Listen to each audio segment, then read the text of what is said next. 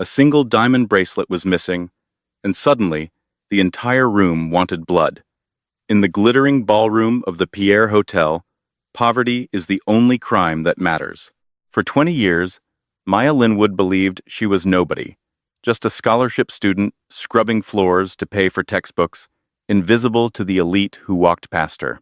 But tonight, as the police handcuffs click around her wrists and the flashing cameras blind her, a 60-year-old billionaire is about to walk through those doors and change the definition of power. Sometimes, the trash you kick is the treasure you lost.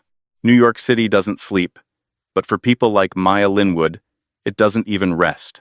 At 5:30 a.m., the radiator in her shoebox apartment in the Bronx clanked like a dying engine, signaling it was time to wake up. Maya didn't need an alarm.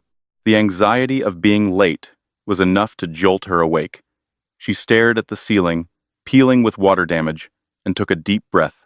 Today was the day. The Sterling Global Gala. It was the most prestigious event of the year, hosted by the elusive Arthur Sterling, a man whose net worth rivaled the GDP of small countries. For the students of Wellington University, specifically the business track, securing an invite was a golden ticket. For Maya, it was a work shift.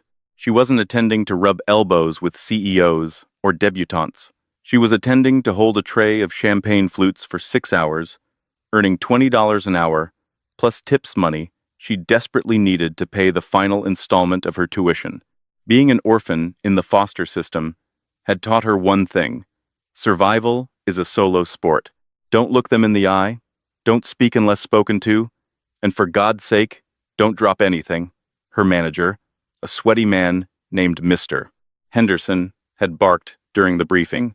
By 7 p.m., Maya was squeezed into a generic black server's vest and slacks that were a size too big, standing on the perimeter of the Pierre Hotel's grand ballroom. The room smelled of expensive lilies, truffle oil, and old money. And then she walked in. Sloane Kensington. Sloane wasn't just rich. She was my grandfather built the railroad rich. She wore a custom Versace gown that shimmered like liquid crimson. On her arm was her boyfriend, Liam Caldwell, the son of a senator.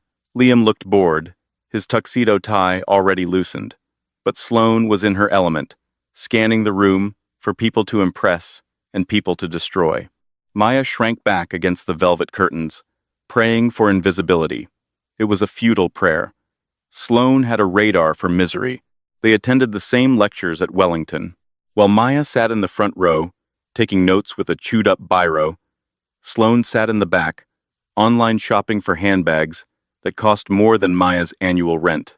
Sloane hated Maya, not because Maya had done anything to her, but because Maya had the audacity to be smarter than her while being poor.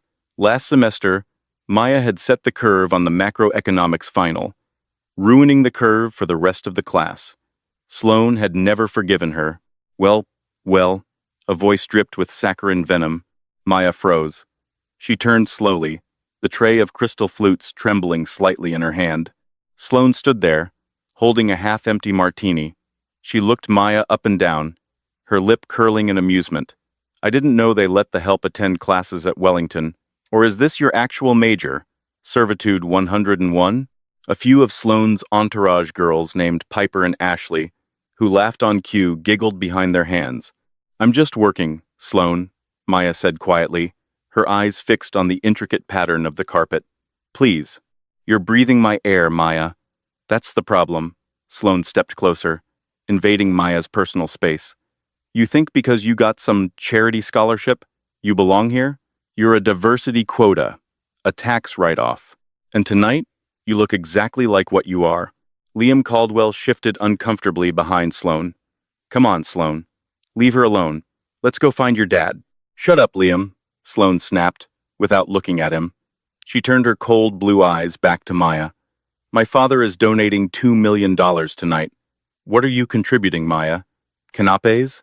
Maya bit the inside of her cheek until she tasted iron. I need this job, Sloane. Please, just walk away. You need a reality check, Sloane whispered. With a movement so subtle it would be missed by any security camera, Sloane stuck out her foot and nudged Maya's shin, just as Maya shifted her weight. It wasn't a hard shove, but it was calculated. Maya stumbled. The heavy silver tray tipped. Gravity took over. Crash. The sound was deafening. 12 crystal flutes shattered against the marble floor. Champagne exploded outward, soaking the hem of Sloane's crimson Versace gown. The music stopped. The chatter died. 300 heads turned in their direction. Sloane let out a blood-curdling scream, acting as if she'd been shot. "You clumsy idiot! You ruined it! You ruined my dress!" Maya dropped to her knees, her hands shaking violently as she reached for the shards of glass. "I'm sorry. I'm so sorry. Get away from me!" Sloane kicked at Maya's hand. Maya flinched, a shard of glass slicing her palm. Blood welled up, bright red against the white marble. Mr. Henderson, the manager, came running through the crowd, his face purple with rage. "What is the meaning of this? Linwood, she threw it at me." Sloane lied, her voice trembling with fake tears. She pointed a manicured finger at Maya. "I asked her for a water, and she threw the whole tray at me. She's been harassing me at school for months, because she's jealous." "That's not true," Maya cried, clutching her bleeding hand. "She tripped me. Liam saw it. Liam, tell them." Maya looked up at Liam Caldwell. He was the only witness. He saw Sloane's foot hook around her ankle. Liam looked at Maya, then at the furious face of Sloane, and finally at the crowd of elites judging them. He swallowed hard. Liam looked away, unable to meet Maya's eyes. "I didn't see anything." Maya just fell. The betrayal hit Maya harder than the floor had. "Get her out of here," Mr. Henderson hissed, grabbing Maya by her arm, ignoring the blood dripping from her hand. "You're fired, Linwood, and you're paying for every single one of these glasses." "Wait," Sloane said, her voice suddenly calm, a cruel smile playing on her lips. "Not yet, I think. I think my diamond bracelet is missing." The accusation hung in the air like toxic smoke. "Excuse me?" Mr. Henderson stammered. Sloane held up her wrist, frantic now. "My Cartier tennis bracelet. The vintage one. It was on my wrist a minute ago. When she attacked me, when she fell on me, she must have grabbed it." "I didn't touch you!" Maya screamed, panic rising in her chest. "This was escalating from a firing to a felony. I don't have your bracelet." "Search her," Sloane commanded. She looked at the hotel security who had begun to gather. "Search her pockets. She's poor. She probably thought she could pawn it and retire." "Miss Kensington," a security guard said gently, "are you sure it didn't just fall?" "I am sure," Sloane snapped. "Search the little rat." The humiliation was absolute. In the middle of the ballroom, under the gaze of New York's high society, Maya was forced to stand up. 2 female security guards patted her down. They checked her vest pockets. They checked her slacks. Nothing. Maya let out a breath she didn't know she was holding. "See? I don't have it." Sloane narrowed her eyes. She wasn't done. She walked over to the serving cart Maya had been using to bus empty glasses. There was a dirty linen napkin crumpled in the corner of the cart. "Check that," Sloane said, pointing. Mr. Henderson reached over and lifted the napkin. There, glittering under the chandelier lights, lay the diamond tennis bracelet. A collective gasp went through the room. Maya felt the blood drain from her face. No, that's impossible. I didn't put that there. She must have dropped it there when—" "Liar," Sloane shrieked. "You tried to hide it in the dirty laundry. You thief!" "I didn't." Maya was crying now, hot tears streaming down her face. "She's setting me up. Why won't anyone believe me?" "Because look at you," Sloane hissed, leaning in so only Maya could hear. "And look at me. Who would they ever believe?" Mr. Henderson looked apologetic, but resolute. He turned to the head of security. "Call the police. We can't have thieves at the Sterling Gala." "Please," Maya begged, looking around the room. "Please. I'm a scholarship student. If I get arrested, I lose everything. I lose my housing, my funding, my life. Please just check the cameras." "There are no cameras in this corner of the ballroom to protect guest privacy," the security guard said grimly. "Miss, you need to come with us." They pulled Maya toward the exit. The guests parted like the Red Sea, clutching their pearls and purses, looking at Maya with pure disgust.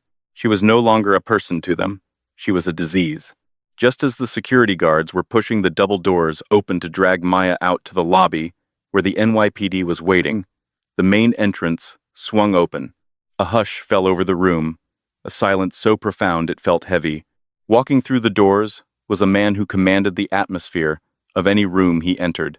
He was in his early 60s, with silver hair swept back, wearing a tuxedo that cost more than the average American home. He walked with a cane, not out of weakness, but with the elegance of a king wielding a scepter.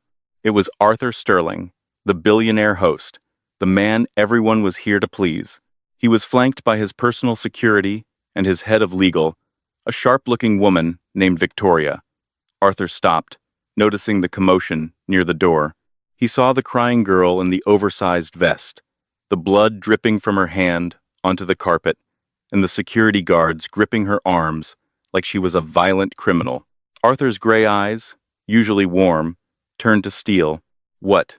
Arthur Sterling's voice boomed, deep and resonant. "Is going on in my hotel?" Mr. Henderson practically bowed. "Mr. Sterling, I am so terribly sorry for the disturbance. We caught a member of the staff stealing from a guest. We are removing her immediately." Arthur frowned.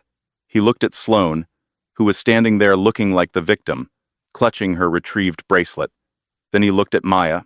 Maya had stopped fighting. She hung her head, defeated. The fight had left her eyes. She looked small, fragile, and utterly alone. Something in Arthur's chest tightened, a feeling he hadn't felt in 20 years, a ghost of a memory. "Stealing?" Arthur asked, walking slowly toward them. The crowd held its breath. "Yes, Mr. Sterling," Sloane piped up, stepping forward and flashing a charming smile. "I'm Sloane Kensington. My father is Robert Kensington. On your board? This girl stole my diamond bracelet. But don't worry, we found it.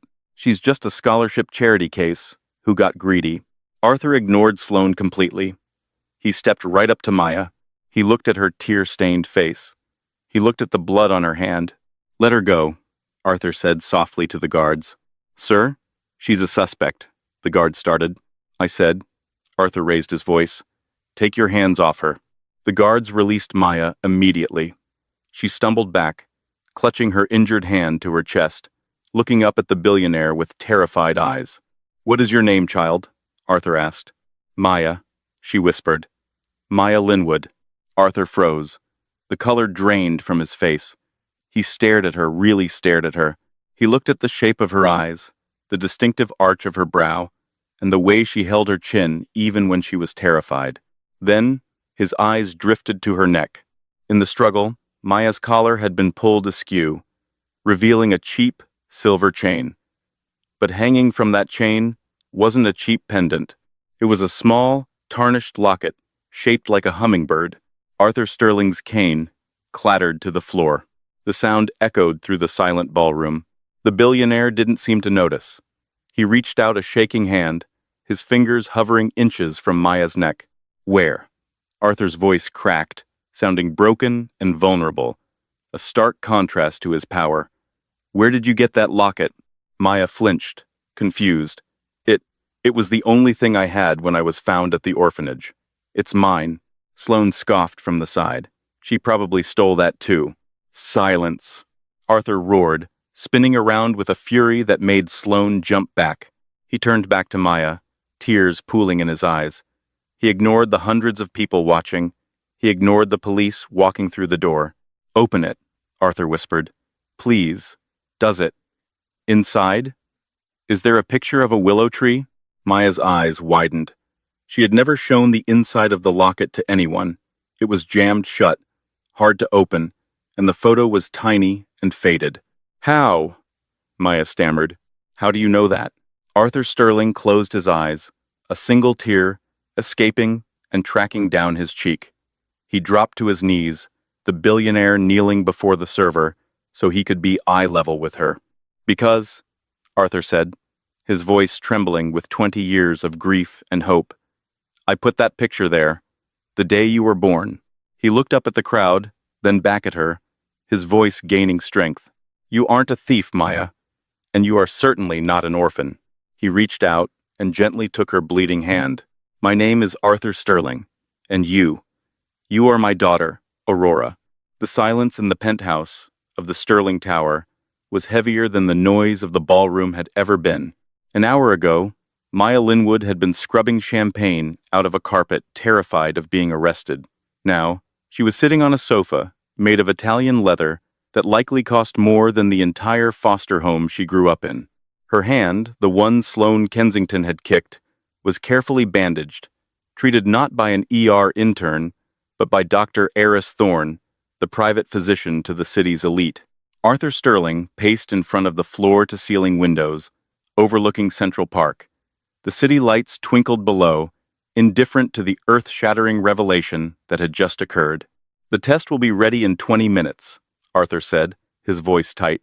He hadn't looked at Maya since they entered the apartment, as if looking at her directly would make her vanish like a mirage. "Dr. Thorne has the best portable equipment. We don't have to wait for a lab." Maya sat on the edge of the sofa, clutching her knees. She felt like an intruder, a fraud. "Mr. Sterling," she started, her voice raspy. You need to prepare yourself. This is a mistake. I'm not who you think I am." Arthur stopped pacing. He turned to her, his face ravaged by a mixture of hope and terror. That locket, the hummingbird. It was custom-made in Zurich. There were only two in existence. One for my wife, and one for our daughter, Aurora. "I found it in a donation bin at the orphanage," Maya lied. "It was a defense mechanism. She couldn't afford to hope. Hope was dangerous. It was the thing that got you hurt when the foster parents sent you back because you ate too much or didn't smile enough." "Don't lie to me," Arthur said gently. "I saw your face when I asked about the willow tree." "It could be a coincidence," Maya insisted, her heart hammering against her ribs. "Lots of lockets have pictures of trees." "Not that tree," Arthur whispered. "That was the willow tree in the garden of our estate in the Hamptons. My wife, Eleanor, she sat under it every day while she was pregnant with you. She said the branches were protecting you." Maya felt a lump form in her throat. She remembered the orphanage, the cold linoleum floors, the smell of bleach and boiled cabbage. She remembered Mrs. Gable, the headmistress, telling her she was left in a basket by a dumpster like refuse.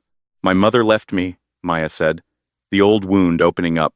That's what the file said. Abandoned at a fire station. No name, no note, just the locket. Arthur winced, as if she had slapped him. He walked over and sat on the coffee table in front of her, ignoring the breach of propriety. "Your mother didn't leave you, Maya. She died trying to save you." The air left the room. "What?" Maya breathed. 20 years ago, Arthur began, his eyes unfocused, looking into the past. There was a fire at the estate. It was chaotic.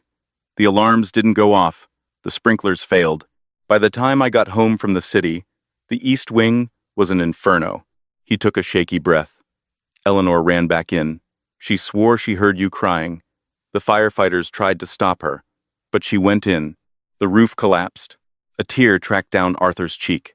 They found her body 3 days later, but they never found yours. We found a small blanket near the window, we assumed. We assumed the fire had. He couldn't finish the sentence. We buried an empty casket for you, Aurora, next to your mother. Maya stared at him. The story was horrific. It was the kind of tragedy she read about in books, not the kind that happened to real people, and certainly not to her. "If I was there," Maya said, logically, "I would have died. Unless someone took you," Arthur said, his voice hardening. "Unless the fire was a distraction." Just then, the heavy oak doors opened. Dr. Thorne walked in, holding a tablet. His face was unreadable, the professional mask of a man who delivered life and death news daily. Arthur stood up immediately, his hands trembling. "Well?" Maya held her breath. She wanted to run. She wanted to stay. She wanted to scream. "Doctor." Thorne looked at the billionaire, then at the girl in the oversized waiter's vest. He tapped the screen and turned it around. "It's a match," Dr. Thorne said softly. 99.999% probability. There is no doubt, Arthur. She is your daughter. The world tilted. Maya felt a rushing sound in her ears. The room spun. Arthur didn't scream. He didn't cheer. He simply collapsed onto the sofa next to her and pulled her into his arms. He buried his face in her hair, sobbing with a raw, guttural sound that tore through the penthouse. It was the sound of 20 years of grief finally being released. Maya sat stiffly at first, her arms hovering. She wasn't used to being held. Touch had always been a prelude to punishment, or a creepy foster father getting too close. But this was desperate. It was pure. Slowly, hesitantly, she wrapped her arms around the trembling man. She smelled expensive cologne and old sorrow. "I found you," he wept into her shoulder. "I finally found you." For the first time in her life, Maya Linwood didn't have to sleep with one eye open. But she couldn't sleep at all. She lay in a bed that was larger than her entire dorm room. The sheets were Egyptian cotton, cool and smooth against her skin. She had showered for an hour, scrubbing the smell of the gala and the orphanage off her skin, using soaps that smelled of lavender and honey. Arthur, Dad, had wanted to stay up all night talking, but Dr. Thorne had insisted they both needed rest.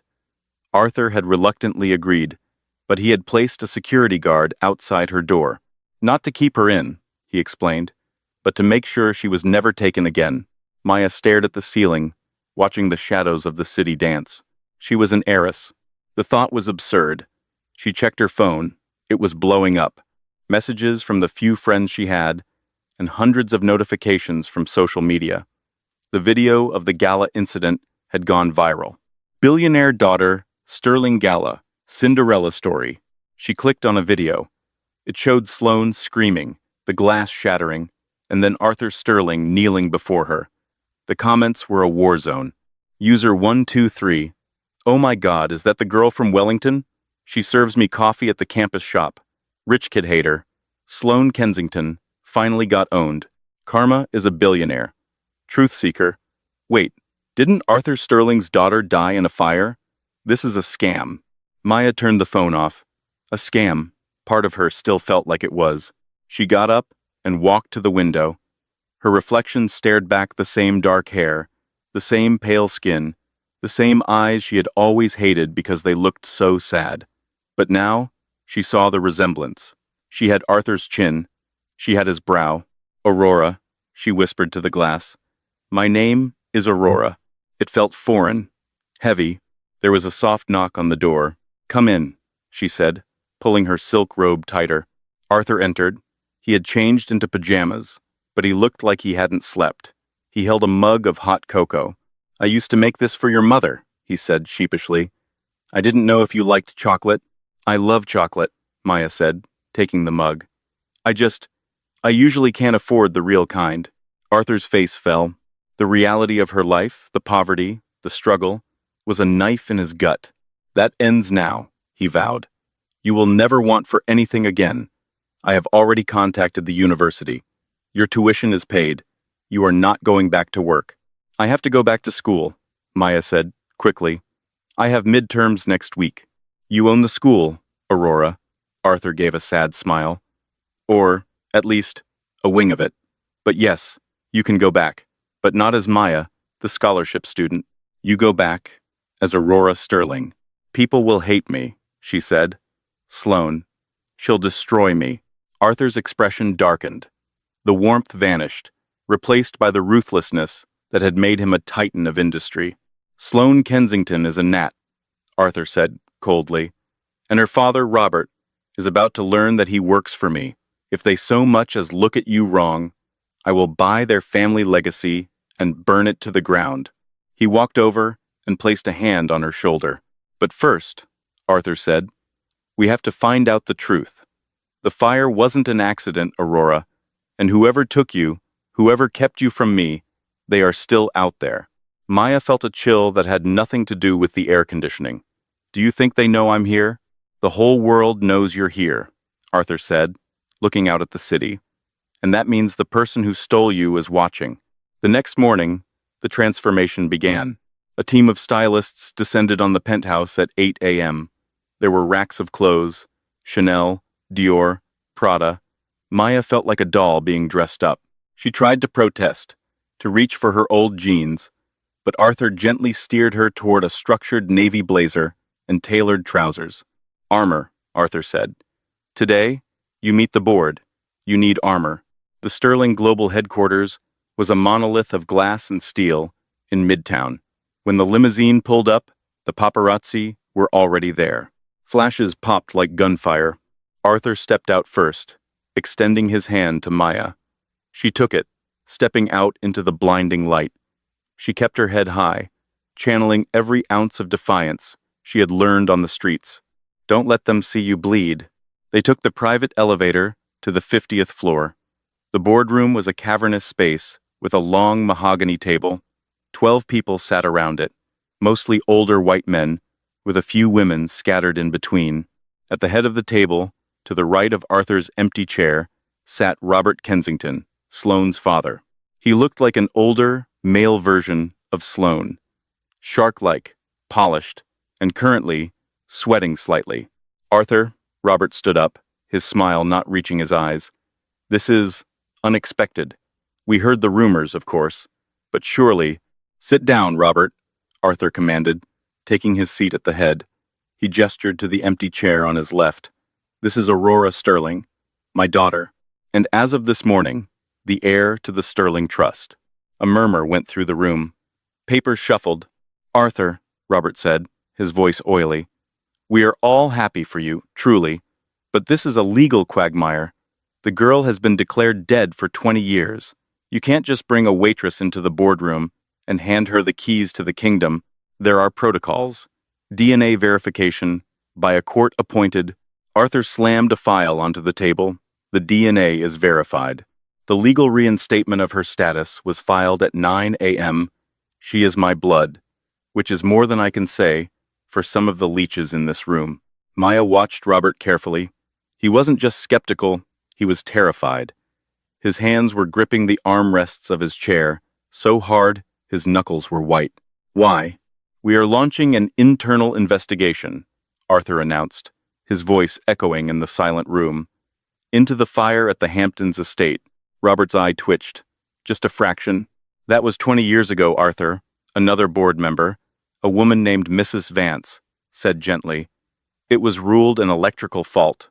It was ruled an electrical fault because the security footage was lost, Arthur said.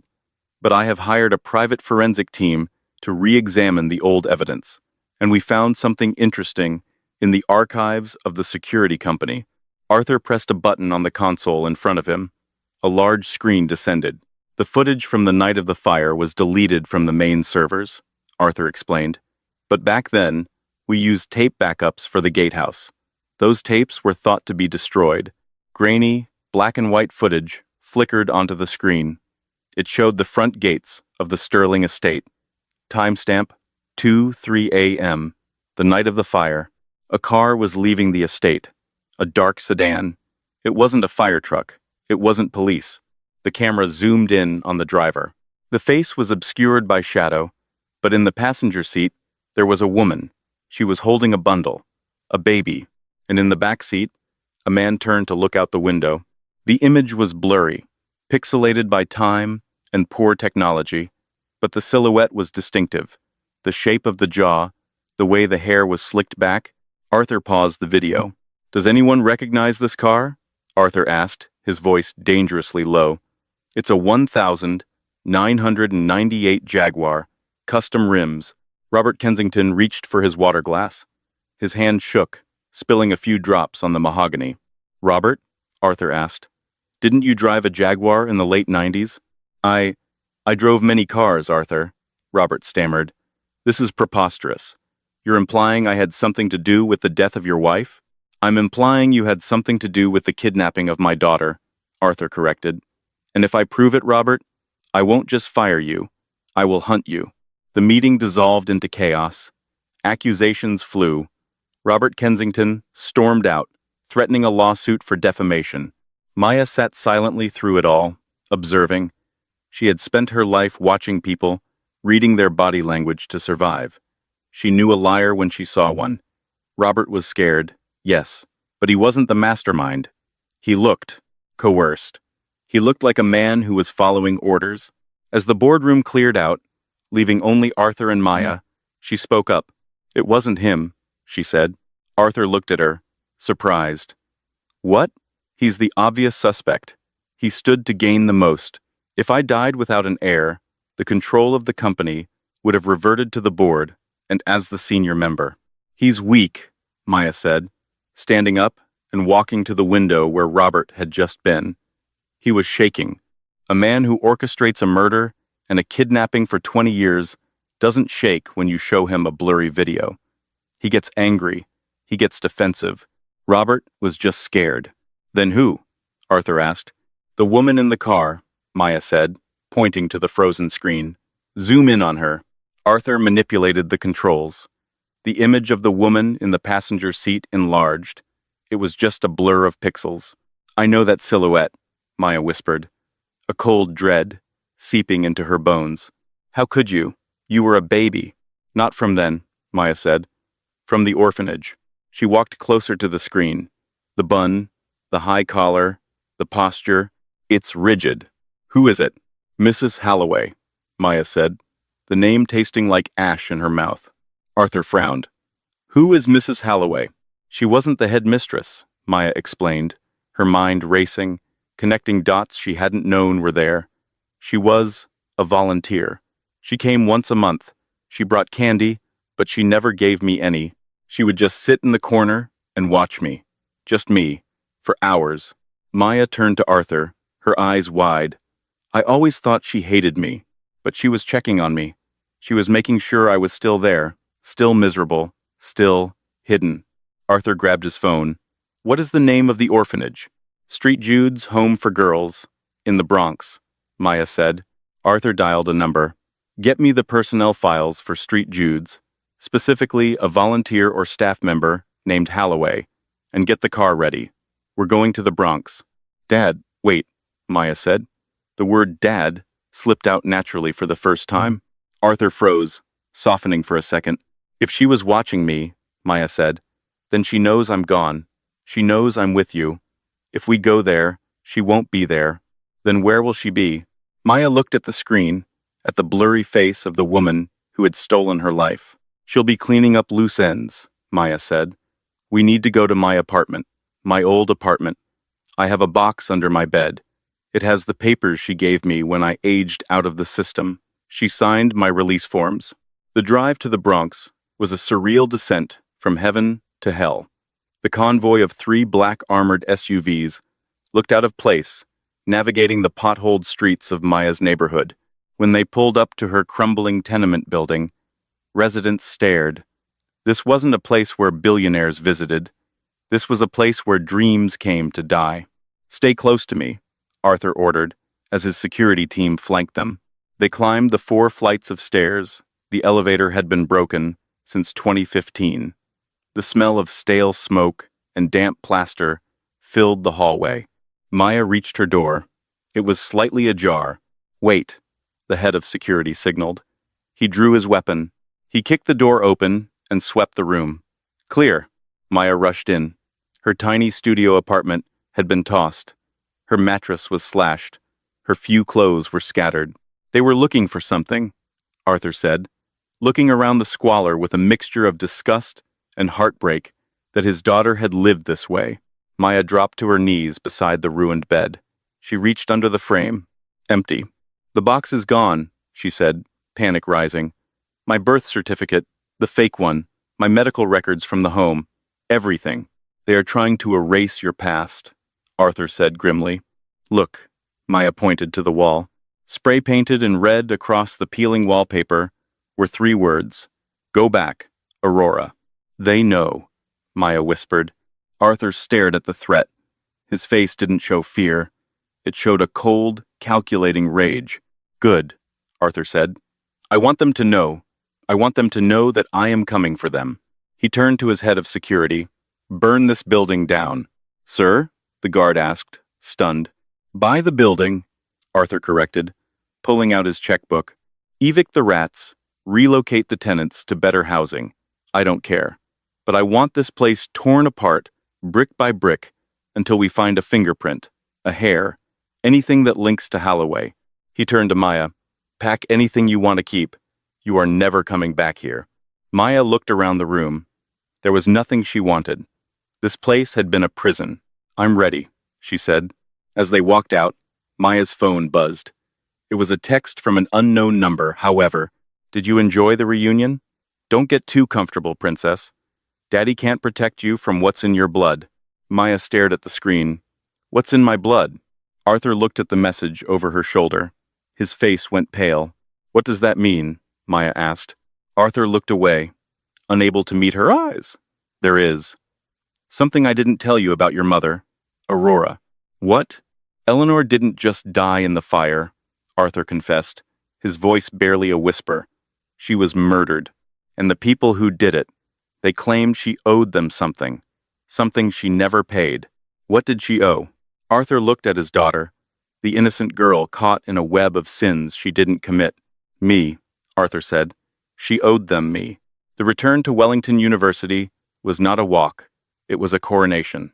3 days had passed since the gala. 3 days since Maya Linwood, the scholarship student who scrubbed floors, had legally become Aurora Sterling, the heiress to a $40 billion empire. The black Rolls-Royce Phantom idled at the curb of the main campus quad. The driver, a former Navy SEAL named Graves, opened the door.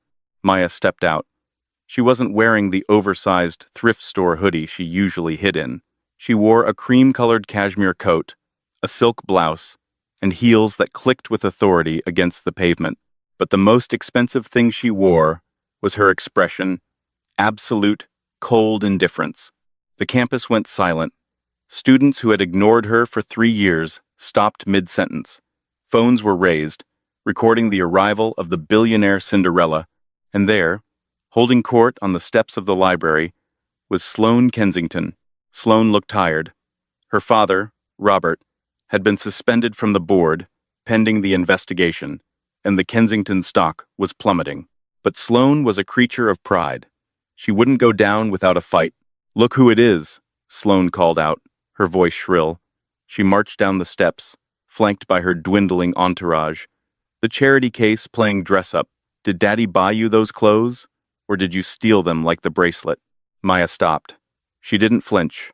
She simply looked at Sloane with a mixture of pity and boredom.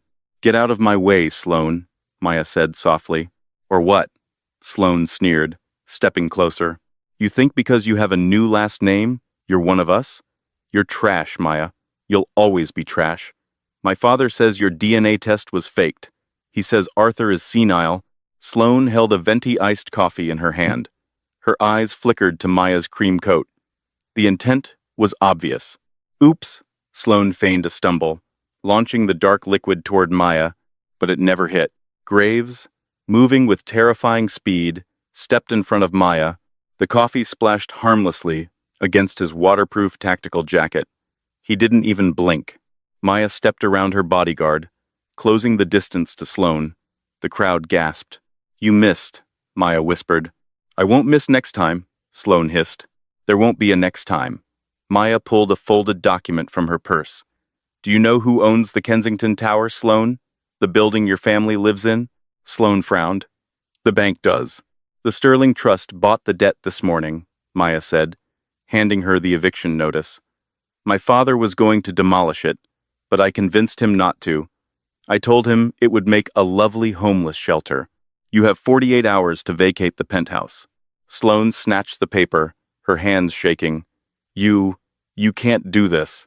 I just did, Maya said, turning her back. Oh, and Sloane, you're sitting in my seat. Maya walked up the library steps, the student body parting like the Red Sea. She felt a surge of power, but it was hollow. Revenge felt good, but it didn't solve the mystery of the blood debt her father had mentioned. Her phone buzzed in her pocket. She expected a text from Arthur. Instead, it was a picture. The blood froze in her veins. It was a photo of the inside of her new bedroom at the Sterling penthouse, taken from the closet. The timestamp was now. A message followed. You look just like your mother when she burns. Come home, Aurora. The debt is due. Maya ran. She didn't wait for Graves. She slipped out the back exit of the library, while the bodyguard was distracted by the crowd swarming Sloane. She flagged a taxi. Sterling Tower, fast. Her heart hammered against her ribs. The call is coming from inside the house. The security at the penthouse was military grade. No one could get in, unless they were already there. When the elevator opened into the penthouse foyer, the silence was deafening. "Dad?" Maya called out. "Arthur?" No answer. She walked into the living room. The floor-to-ceiling windows were covered by heavy drapes, plunging the room into twilight. Arthur Sterling was sitting in his favorite armchair. He was still, too still. "Dad!" Maya rushed to him. He was breathing, but barely. His eyes were glazed over, a half-empty glass of scotch on the table next to a syringe. He had been drugged. So touching, a voice purred from the shadows. Maya spun around.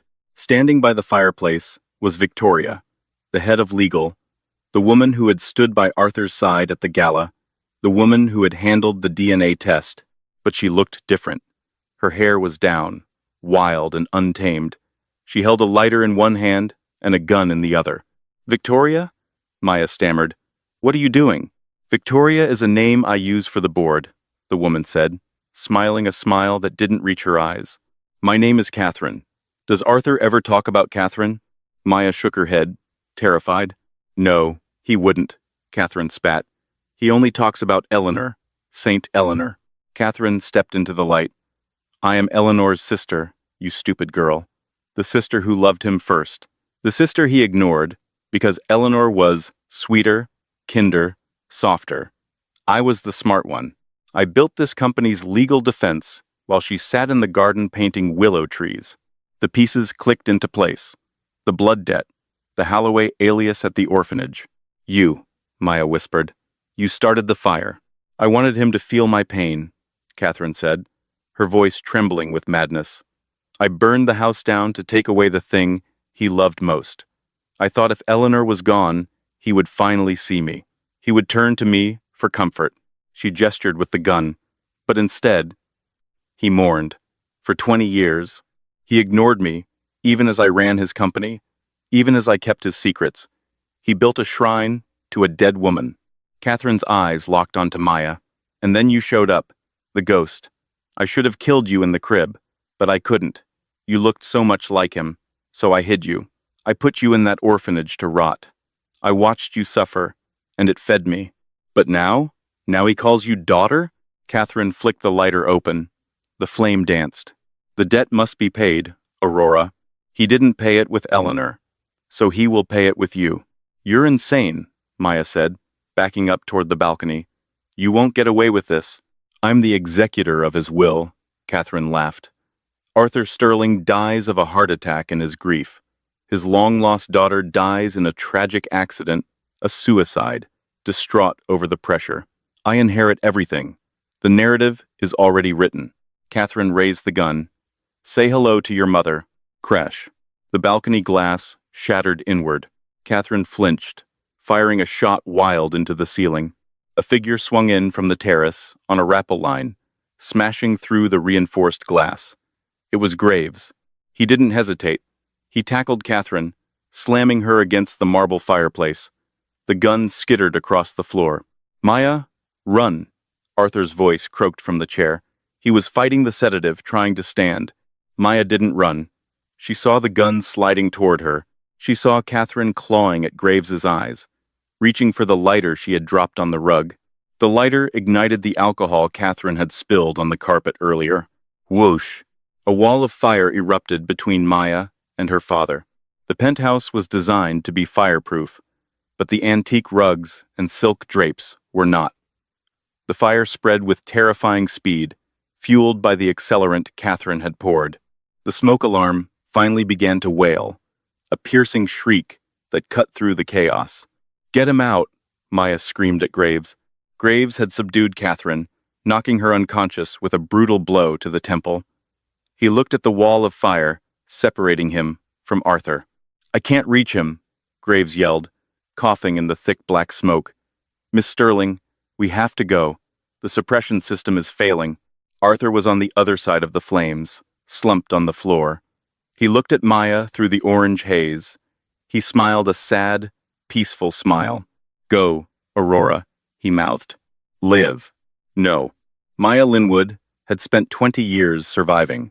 She had survived cold winters with no heat, foster parents who locked the fridge, and a world that wanted her to be invisible. She had survived by running away. But Aurora Sterling did not run. Maya grabbed a heavy wool blanket from the sofa. She dunked it into the large, decorative aquarium in the foyer, soaking it. Miss Sterling, no, Graves shouted, dragging the unconscious Catherine toward the exit. Maya wrapped the wet blanket around herself and charged. She didn't think. She just moved. She dove through the wall of flames, the heat searing her skin, the smoke blinding her. She landed on the other side, rolling to extinguish the sparks on the wool. She crawled to Arthur. Dad, she choked out, shaking him. Get up. We are leaving. Too heavy, Arthur murmured, his eyes closing. Save yourself. I am not an orphan, Maya screamed, her voice breaking. She grabbed him under the arms. I am not losing you again. Do you hear me? I am not letting go. Adrenaline, hysterical strength, or perhaps the sheer will of 20 years of loneliness, gave her the power. She dragged the man, one of the most powerful men in the world, now reduced to a helpless father, across the floor. The heat was unbearable. The ceiling panels began to melt and drip plastic like rain. They reached the balcony doors. They were jammed. Maya grabbed a heavy brass statue, a hideous modern art piece. Sloane had once mocked and smashed it against the glass. Once, twice. The panes shattered. Cold New York air rushed in, feeding the fire behind them. Maya dragged Arthur out onto the terrace, just as the living room was consumed in a flashover. Sirens wailed below. Firefighters were already breaching the door. Maya collapsed on the cold stone of the balcony, clutching her father's hand. He squeezed back. Weakly, but he squeezed. She looked up at the sky. The smoke was clearing. I got you, she whispered. I got you. 6 months later, the charred remains of the penthouse had been cleared away. In its place, Arthur Sterling had built a garden, a rooftop sanctuary high above the city. In the center, a young willow tree was planted. Maya sat on the bench beneath it, reading a file. She wore a simple business suit, her hair tied back. She looked older, sharper, but her eyes were no longer sad. Madame President? Maya looked up. It was Liam Caldwell. He looked different, too humbler. He was working as an intern in the mailroom of Sterling Global, a position Maya had graciously allowed him to keep after he testified against Sloane and her father. The board is waiting, Miss Sterling, Liam said respectfully. Thank you, Liam. Maya stood up. She walked to the edge of the roof where her father was standing. Arthur used a cane. Now the smoke inhalation had damaged his lungs slightly, but he was alive. He was happy. Catherine was in a maximum security psychiatric facility, deemed unfit for trial, but never to see the light of day again. Robert Kensington was bankrupt, his reputation in tatters. Sloane had moved to Idaho to live with an aunt. She was working at a diner. Are you ready? Arthur asked, offering his arm. For the meeting? Maya asked. For the world, Arthur corrected. Maya took his arm. She touched the locket at her throat, the hummingbird that had led her home. Yes, she said. I'm ready. They walked toward the elevator together. They were no longer the billionaire and the orphan. They were a family. And for the first time in the history of the Sterling Empire, the power didn't come from the money. It came from the fire they had walked through to find each other. And that is how the girl they mocked became the woman they fear. Maya didn't just inherit a fortune. She inherited the strength to change the world. She turned her scars into armor and her trauma into power. The moral of the story? Be careful who you step on today, because they might be the ones signing your paycheck tomorrow. True nobility isn't about bloodlines or bank accounts. It's about the courage to walk through the fire for the people you love. If this story gave you chills, hit that like button right now. Who was your favorite character, Maya, for her resilience, or Arthur for his love? Let me know in the comments below. And if you want more stories about karma, justice, and hidden identities, make sure to subscribe and ring that bell so you never miss a video. Thanks for watching, and see you in the next story.